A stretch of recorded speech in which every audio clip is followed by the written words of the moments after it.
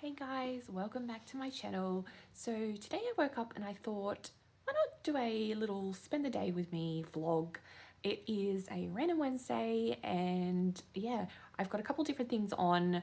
I remembered when I woke up that I've actually got to go get a blood test done this morning, and I have been wanting to set up like a little gym space for myself so that I have an area that I can go and start really getting into a bit of routine with some of the exercises.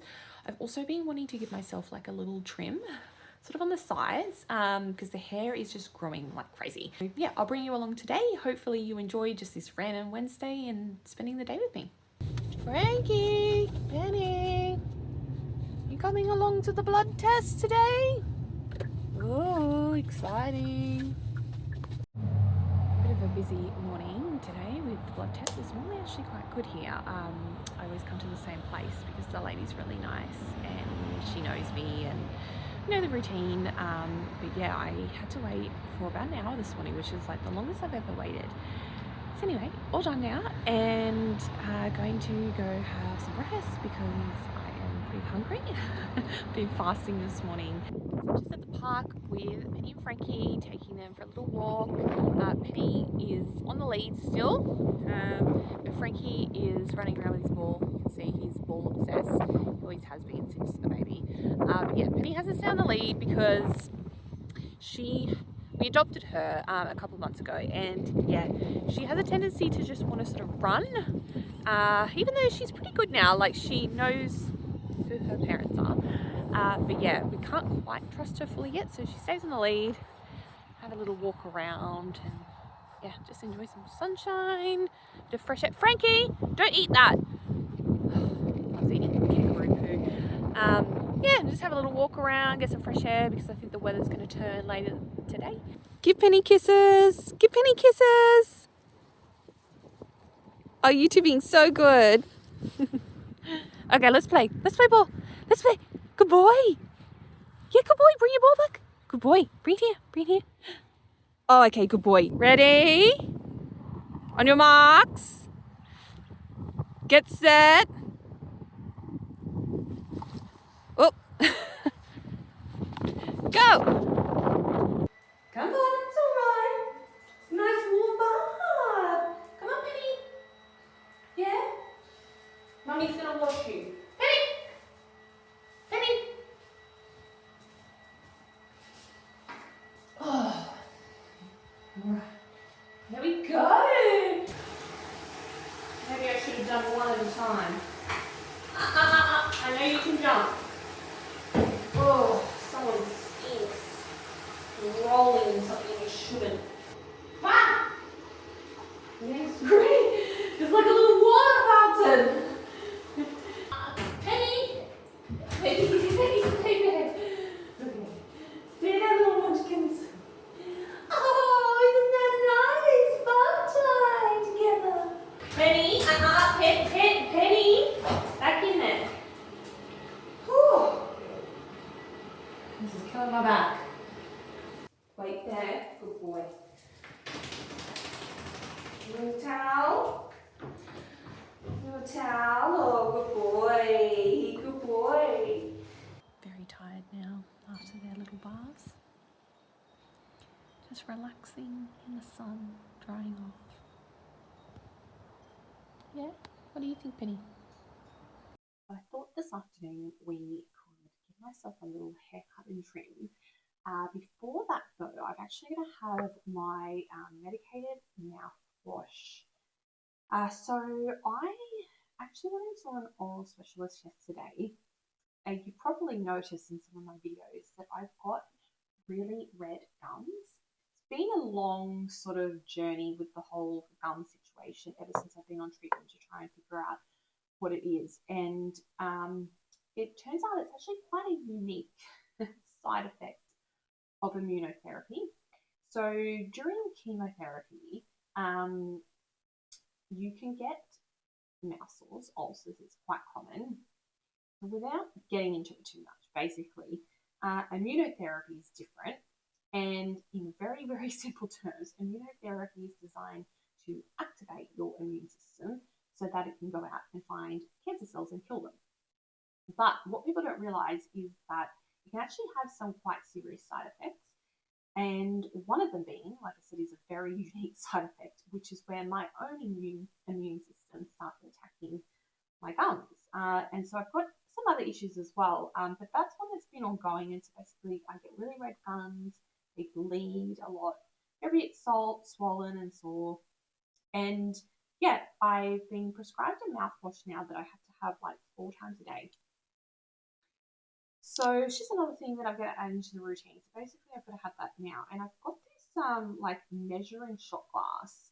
It's like a kitchen one that's perfect because I can actually just measure out exactly 5 milligrams, mils, not milligrams, without having to use one of those syringe things. But yeah, it's basically to try and coat the gums, to try and help calm the inflammation. So, cheers! I want to get my scissors and trim a little bit. I've got these like, they're like sewing scissors. Yeah, and I just sort of want to trim the sides here because I don't know if you can see.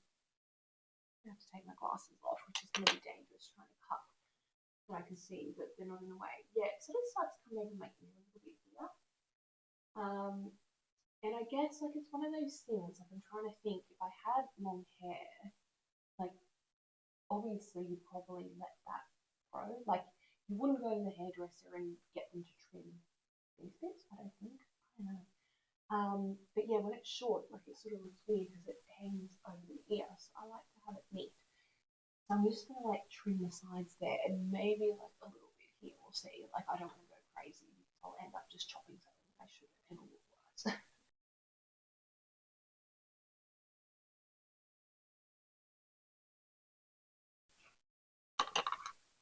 I need to put my glasses back on. So yeah, just gonna trim a little bit more on the side there. Trim a little bit there.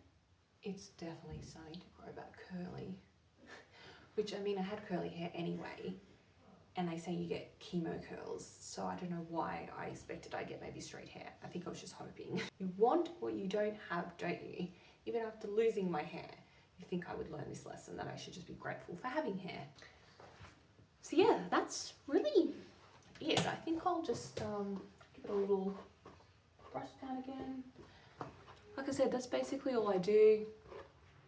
And I think it's sitting pretty good at the moment. I'm actually quite happy with it. It's like a little pixie cut.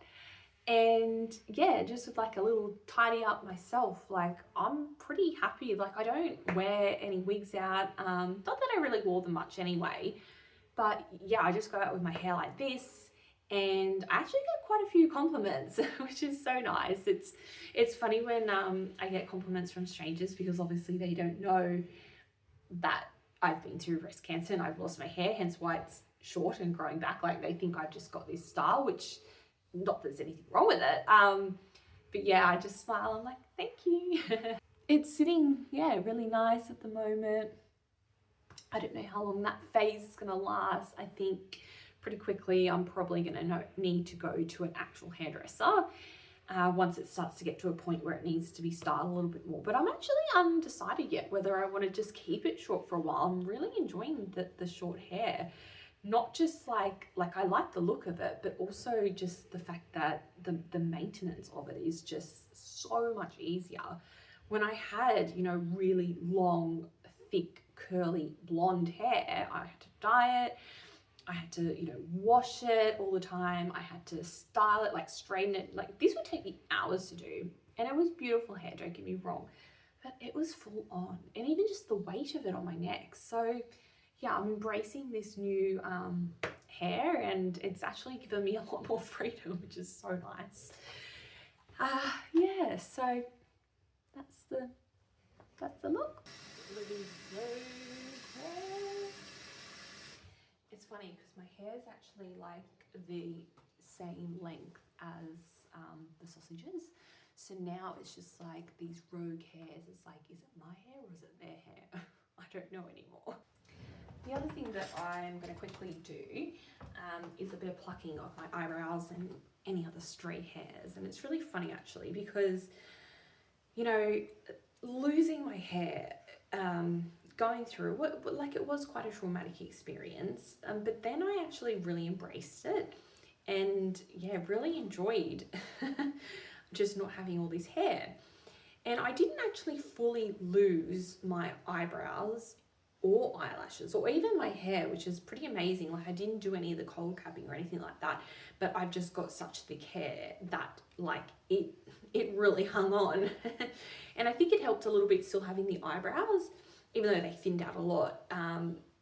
You didn't necessarily look at me and know straight away, especially if I had a wig on. And now I joke about it all the time. I'm like, I gotta pluck the hairs on my chin again, which, you know, that's just saying it how it is. But yeah, never would have thought that so soon I'd be back to plucking out hairs, and I actually miss not having to do all that. So one of the things I've been meaning to do all week now is set up a space for me where I can have, I guess, a few gym items that I use to do some exercises every day. For me, it's like making sure it's easy and it's front of mind so I actually do them.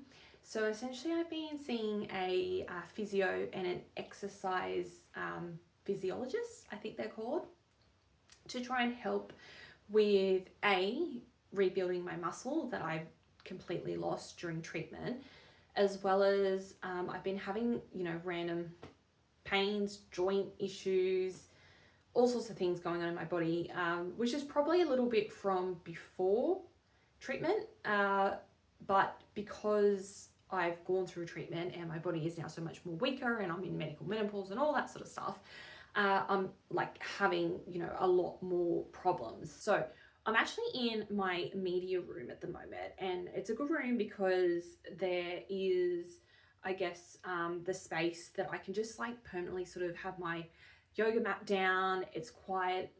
The sausages are not allowed in this room. So this is a no sausage zone. It's like literally the only room in the house. So I'm like, no. And so I like to come in here sometimes to just chill, watch some TV or whatever. But now it's also going to be, yeah, my little gym room as well. I went to Kmart the other day because some of the exercises now I'm starting to incorporate some very light weights. And I actually have weights here at home.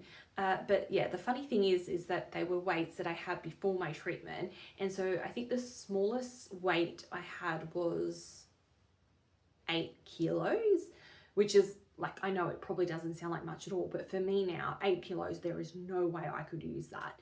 2 kilo ones, because I was just like, oh gosh, surely I don't need to go 1 kilo. So 2 kilos, and obviously like you can have one in each hand, or you know, you can just use it for one. And then I also got myself a 4 kilo.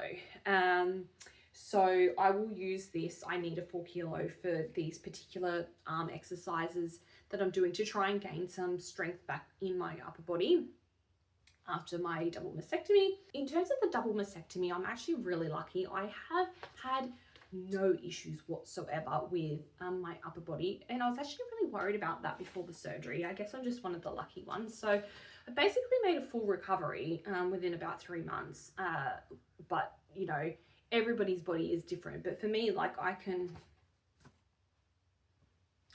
fully raise my arms. There's a little bit of tightness on the right side because that's the one that I got a couple of lymph nodes removed out of. I've had some issues with my pelvis and my hips, and so we're just trying to build more strength and stability back into this area so that I can support, you know, my body, and I'm not injuring myself just day to day doing things like walking or, you know, picking up the dogs or household, you know, chores, whatever it is. My physio has fully diagnosed me. I have something called hypermobility, and it sort of explains the way I'm quite flimsy and yeah, can easily injure myself. And one of the things she mentioned was really random. I never knew this, but it makes sense. She's just like, yeah, people with hypermobility have like really like soft velvety skin. I was like, oh, okay, that's random. You know, like I do, but I didn't know that was sort of linked. And she's like, yeah, do you ever get told that you look really young? And I was like, yeah, all the time. And she said it's linked as well because it's something to do with the collagen. So that's why, like, I literally get asked for ID still, and I'm 34 now. I have people like think that I'm 18, that I'm in high school still.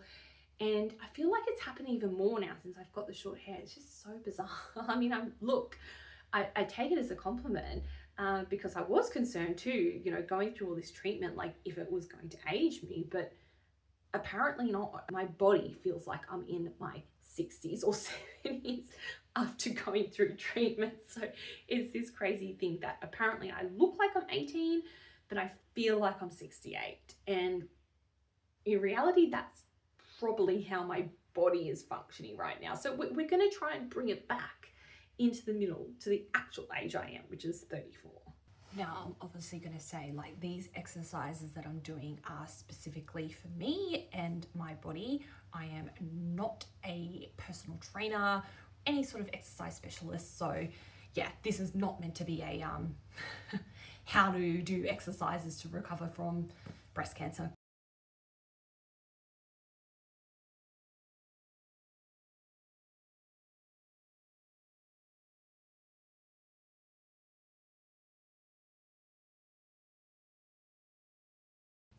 Hope you enjoyed today, what I got up to on a random Wednesday in the day of the life of a breast cancer survivor.